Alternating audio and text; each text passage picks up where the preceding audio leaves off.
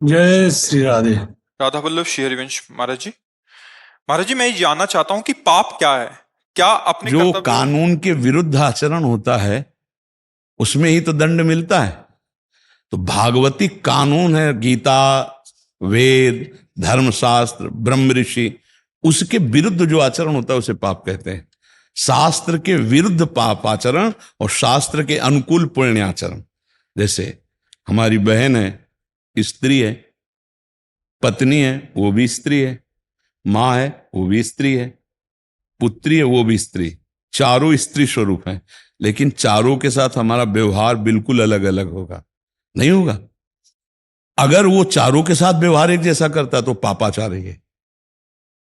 चारों में भगवान बराबर है, चारों का स्त्री स्वरूप है, पर चारों का व्यवहार अलग अलग होगा, नहीं होगा। बहन का व्यवहार अलग है, मां से व्यवहार अलग है, और पत्नी से एक अलग व्यवहार है। व्यवहार अलग अलग हुआ तो व्यवहार में जो शास्त्र विरुद्ध आचरण किए जाए, अरे बोले कितना पापी आदमी अपनी बिटिया की तरफ भी गंदी दृष्टि से देखता है, कहा जाता है ना पापी। धर्म विरुद्ध आचरण करना उसे पाप कहते हैं, और उसको दंड मिलता है भागवती। उसकी बुद्धि, उसका मन उसको जलाता है, और फिर उसको नरक आदि की यंत्रणा प्राप्त होती है, और इस लोक में बड़े भयानक भयानक उसको दंड मिलते हैं। एक्सीडेंट हो गया, चकनाचूर हो गई टांग, या गाड़ी में बैठकर जल गए, शीशा नहीं खुला, ये सब दंड ही तो मिल रहे हैं, पाप कर्म के दंड हैं। जन्म हुआ ऐसे वैसे, या भयानक कैंसर, भयानक रोग, ये पाप ही तो है ना, पाप कर्म का फल भोगना पड़ रहा है। समझ पा रहे हैं आप? धर्म विरुद्ध आचरण को पाप कहते हैं। जैसे अपनी पत्नी है, उसके प्रति काम भाव करो, पाप नहीं है। किसी भी माता बहन की तरफ, किसी की भी तरफ करो, वो पाप हो जाएगा। तो आजकल पापे की वृद्धि ज्यादा हो रही है। अभी बॉयफ्रेंड गर्लफ्रेंड वाला जमाना, अब इसमें पाप ही नहीं समझा जा सकता। एक बार सनातन धर्म में जिसको हमने वर्ण कर लिया, आजीवन निर्वाह किया, हमारा भारत देश ऐसा, हमारा कोई विदेश वाली थोड़ी परिपाटी यहाँ की है। यहाँ तो तस्मात् शास्त्रम प्रमाणन्ते कार्याकार्य व्यवस्थित हो। क्यों भाई, समझ पा रहे हो आप जी? अच्छा महाराज जी, हाँ एक थोड़ा जिज्ञासा है। जी। अगर हमारे कर्तव्य करते हुए, जैसे हम कहीं कर्तव्य कर रहे हैं, कोई नौकरी कर रहे हैं, उसमें अगर कुछ काम करते हैं जिससे कोई मतलब अगले व्यक्ति को दुख होता है, वैसे मेरा काम है, हम वहां पे काम करते हैं, तो वो फिर किस कैसे उससे मतलब अब हमको समझना होगा। जैसे हम लोग कहीं भी काम कर रहे हैं, एयरपोर्ट पे कहीं किसी यात्री के साथ, वो मेरा कर्तव्य है, लेकिन उसको तो लगता है ये गलत है, और हमें उसकी पिटाई करनी पड़े, उसकी सामान छीननी पड़े, वो सामान हमें सरकार को जमा करनी पड़े, उसे जेल भेजवाना पड़े, तो ये हमारी पूजा होगी? वो रोए या चिल्लाए और श्राप दे या गाली दे, उसको तो दंड मिल रहा है ये? नहीं, बिल्कुल नहीं आएगा, पूजा की श्रेणी में आएगा। और हम कह रहे हैं हिंसा करना पाप है ना, लेकिन हमारे आर्मी के जवान सामने से आतंक आ रहा है और वो 10 20 50 को शूट कर देते हैं, तो पूजा हुई, अपराध नहीं, वो पाप नहीं है। क्योंकि वो अधर्माचरण करके लाखों को दुख पहुंचाने आ रहे थे, और उनकी ड्यूटी है कि देश की रक्षा के लिए उनको तुरंत शूट, उनसे पूछा थोड़ी जाएगा क्या आतंकवादी हो या साधारण आदमी, इतने तो गला काट देंगे वो। शंका होते ही उड़ा दो, क्योंकि सीमा के विपरीत आ रहे हो आप। हमारी सीमा में बिना सूचना के, बिना उसके विपरीत, तो हमारे अधिकार के अनुसार तुम्हें दंड दे। राष्ट्र सेवा और ये भगवत सेवा दोनों मानी जाएगी, क्योंकि अधर्माचरण को रोकना, अधर्म प्रवृत्तियों का शासन, अब उसको तो बुरा लगेगा ही ना, तो उसका बुरा लगना, उसके कर्म का दंड उसको मिलेगा, उसमें आपको कोई पाप नहीं लगेगा। उससे मेरा जो मन व्यथित होता है ना, मतलब वो आप सही ज्ञान न रखने के कारण होता है। मन तो व्यथित अर्जुन का भी हो रहा था कि इनको कैसे मारे, हमारे दादा हैं, ताऊ हैं, भैया हैं, चाचा हैं। तो भगवान ने यही कहा, मार इनको, काट, क्योंकि अधर्माचरण में सबको काट के फेंकवा दिया। तो उसी के लिए हमें मार्ग नहीं नहीं, बिल्कुल मार्ग, मन व्यथित ना। धर्म विरुद्ध आचरण मत करना। धर्म आचरण, अगर आपको अधिकार पद मिला है, हम इसीलिए बताया, आपको सरकारी अधिकार पद मिला है कि आप ऐसे ऐसे करें, और उसके समय आपको पिटाई करनी पड़ती है, वो जो दूषित पदार्थ लिए जा रहा है या धर्म विरुद्ध, कानून विरुद्ध पदार्थ लिए जा रहा है, उसको छीनना, सरकार को समर्पित करना, उसको दंड देना, उसको सजा दिलाना, यह आपका कर्तव्य है। आपको दुखी नहीं होना, धर्म से चलने वाले को दुख नहीं भोगना है, दुखी नहीं होना है। ये तो समझना पड़ेगा, अपने कर्तव्य को समझना दुखी होने के लिए थोड़ी है। मान लो डॉक्टर है, अब इतना बड़ा सड़न पैदा हो रही कैंसर के, वो काटेगा, अब वो कह दे कि मैं तो नहीं नहीं, उसका कर्तव्य, अगर वो दया करेगा, काटेगा नहीं तो पूरा शरीर नष्ट कर देगा कैंसर।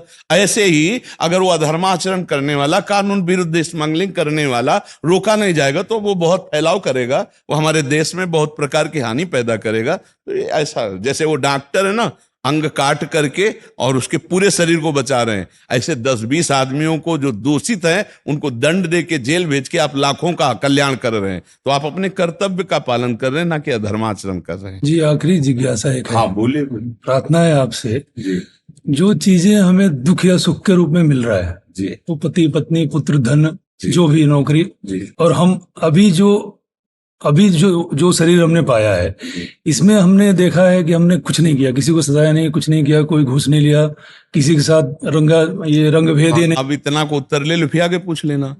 अगर हमारी पुरानी फसल जिस अन्न की हुई है और अब नई फसल हमारी बहुत बढ़िया क्वालिटी की है, लेकिन खाना तो हमको पुराना माल पड़ेगा। अब नई फसल जब कटेगी तब आएगी, समझ रहे हो?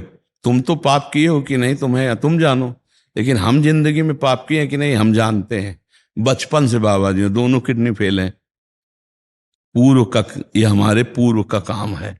भीष्म जी कहते हैं अखंड ब्रह्मचारी हो, जिंदगी में कोई अधर्माचरण पाप किया नहीं, 6 महीना से बाणों की सैया में पड़ा हूं, तो भगवान ने कहा 100 जन्म के आगे देखो, बहुत लंबा रजिस्टर जमा है, पूरे रजिस्टर को आग लगा दी जाए, वो केवल भगवान ही लगा। अहम त्वाम सर्व पापेभ्यो मोक्षयिष्यामि मा। सो इसको अब नाम जप के द्वारा मिटाया जा सकता है। विचलित होकर जो गलत काम करते हैं ना, मतलब उसके प्रभाव से। नहीं, गलत काम तो ना करो उसके प्रभाव से, ऐसा नहीं है। नहीं नहीं नहीं, उसको सहो, जो हमारा पूर्व का पाप कर्म का फल आया है उसको सह लो और डटे रहो अच्छाई की तरफ। तो उसको सहकर जब आगे वाली फसल आएगी वो आनंद में डुबो देगी, वो सुख में डुबो देगी। देखो, हम कई बार सत्संग में भी कहा है और एकांतिक में भी कहा है कि इसका नाम पहले जहां आप हो उसको जान लो।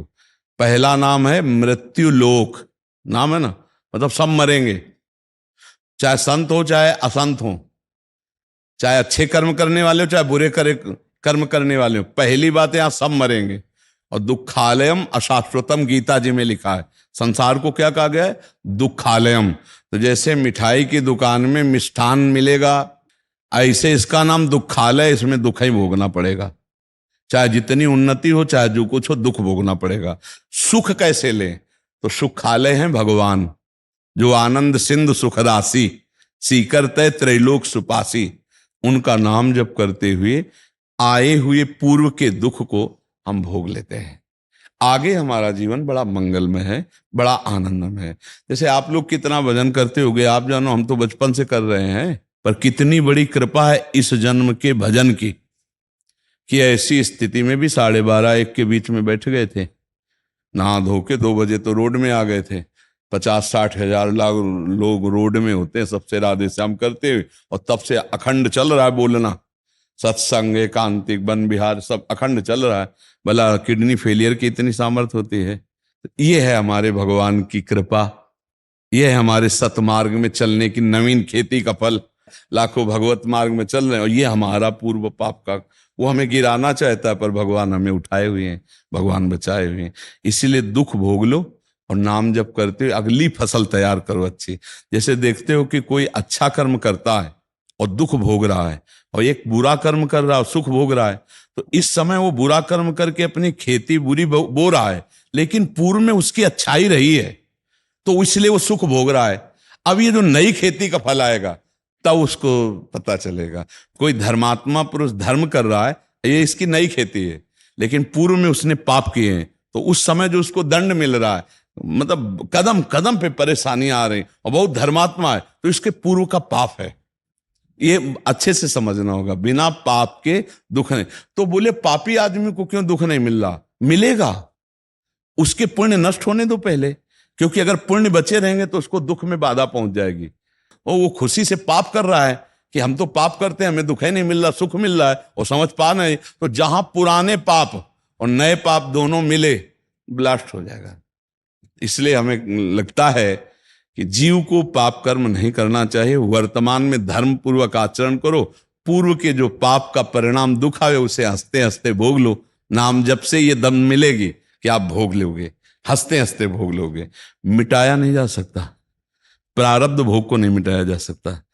जो बाण छूट गया वो नहीं मिटाया जाता। जो तूणीर में है वो भस्म कर दो, उसे संचित कर्म कहते हैं।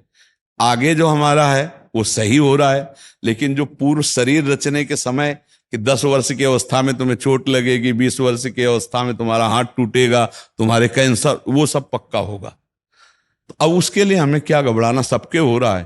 तो नाम जप करते हुए हम उसको सहन करें, दुख से ऊब कर कोई पापाचरण न करे, क्योंकि हमने पापाचरण किए तो दुख आया। अब हम अच्छे आचरण करेंगे और दुख को भोग लेंगे तो अंतिम हमारा बहुत आनंद में व्यतीत हो जाएगा, और अगला जो हमारा आएगा वो बहुत आनंदमय होगा। समझ पा रहे हैं जी? हरिओम जी। राधे राधे महाराज जी, आपके चरणों में कोटि कोटि नमन।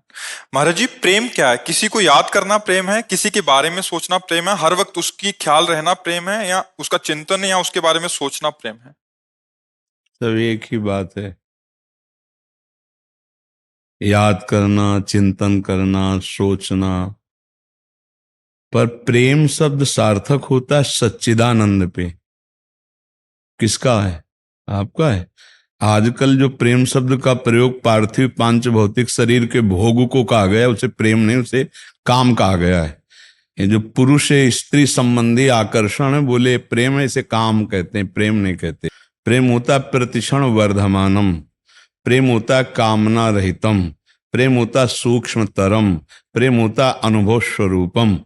समझ रहे हो ना? अब क्या समझोगे प्रेम के विषय में? प्रेम तो बड़ा सूक्ष्म विषय है, पर हम इतना बताते हैं कि जैसे अपनी माँ से प्रेम है, बहन से प्रेम है, तो वहां हमारे दूषित भाव तो नहीं होते, पूज्य भाव होते नहीं होते। जैसे जवान बेटी अपने पिता के गले लगे तो काम भाव थोड़ी आ जाएगा। तो देखो, लौकिक भावना में भी काम की बस नहीं चलती।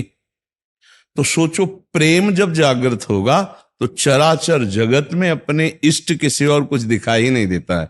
जब प्रेम जागृत होता है तो सतचित आनंद में प्रेम है, सतचित आनंद का ही अनुभव होता है।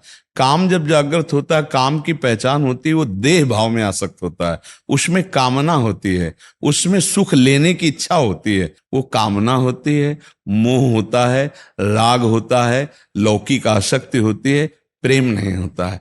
प्रेम बहुत हट करके है, और अगर हमारा प्रेम हो जाए तो माँ से भगवान की प्राप्ति हो जाए, पत्नी से भगवान की प्राप्ति हो जाए, पुत्र से भगवान की प्राप्ति हो जाए, और चराचर जगत से, कुत्ते से भी भगवान की प्राप्ति हो जाए, ईंट पत्थर से भी भगवान प्रकट हो जाए, खंबे से भी भगवान प्रेम हो जाए, कहीं भी प्रेम।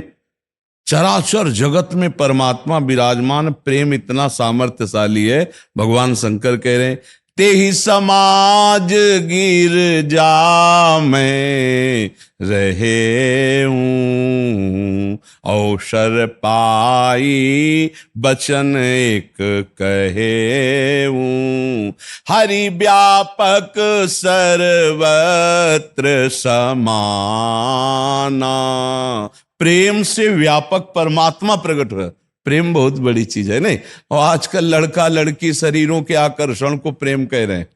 ये प्रेम नहीं, एक मलिन काम है, ये राक्षसी वृत्ति है जो दुर्गति कराने वाली, नरक ले जाने वाली है। नहीं, त्रिविधम नरकस्येदम द्वारन नाशन मात्मना कामः क्रोधा तथा लोभा तस्मा देत्रेम त्यजेत। पर काम और प्रेम का पहचान करना कठिन, और लक्षण दोनों में एक ही जैसे होते हैं, लक्षण एक ही होते हैं। जैसे कामी पुरुष सदैव स्त्री का चिंतन करता रहता, कामी नारी प्यारी जिम, लोभी जिम प्रिय दाम, तिम रघुनाथ निरंतर, प्रिय लागो मोहि राम। तो कामी को भी नींद नहीं आती, कामी को भी वही गली पसंद आती जिसमें उसके कामना पूर्ति होती, और ऐसे प्रेमी को भी होता है। नहीं खान पान ते भावे है, नहीं कोमल वसन सुहावे है, उसे सब विषय लगे ते खारा है, हरि आशिक का मग लिहारा है। जो भगवान से प्रेम करता है उसको संसार की बातें, संसार की क्रियाएं, संसार के राग कुछ अच्छे, कोई भगवान की चर्चा सुना दे, कोई भगवान का प्रियजन मिल जाए, जैसे काम में उसकी कोई चर्चा सुना दे जिसको हम प्यार करते हैं, उससे कोई मिला हुआ मेरे से बात बता दे, ऐसे कोई भगवान से मिला हुआ फकीर मुझे भगवान की बात बता दे, कोई मेरे प्रीतम की, जहां जहां पिय की बात सुने खोजत तीन गहन, बस उसमें स्वसुख है और इसमें तत्सुख है, उसमें मलिन भाव है। आप सभी भक्तजनों को राधे राधे। राजनीतिक परिस्थिति। हिंदी साहित्य का आदिकाल वर्धन समाज की समाप्ति के समय से प्रारंभ होता है। अंतिम वर्धन इस सम्राट हर्षवर्धन के समय से ही सिद्ध प्रांत पर अरबों के आक्रमण आरंभ हो गए थे। हर्षवर्धन की मृत्यु के बाद भारत की संगठित सत्ता खंड खंड हो गई थी।